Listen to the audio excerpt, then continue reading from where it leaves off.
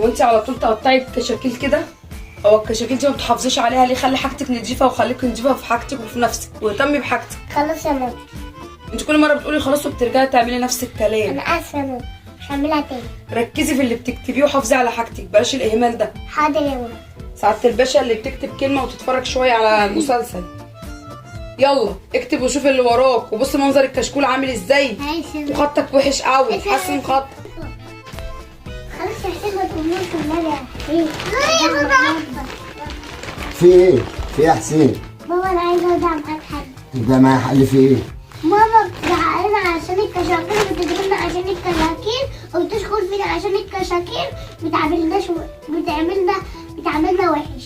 اعملكم وحش؟ شوف الكشاكيل دي يا بابا بقى. ازاي يعني انت ما بتقوليليش ليه؟ الا خفي ليه؟ خايفين تقولوا لي بدل ما اتخانق معاها؟ لا ما انتوا تقولوا لي ما هي كده سقيتها. في ايه؟ ما انت اي حاجه تقولوا لي، انا راجل البيت. اي حاجه تقولي لي عليها.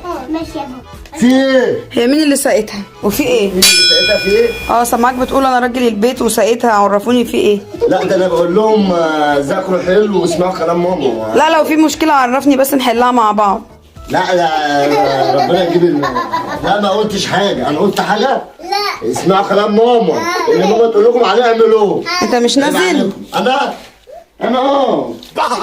طب يلا مع السلامه. مع السلامه.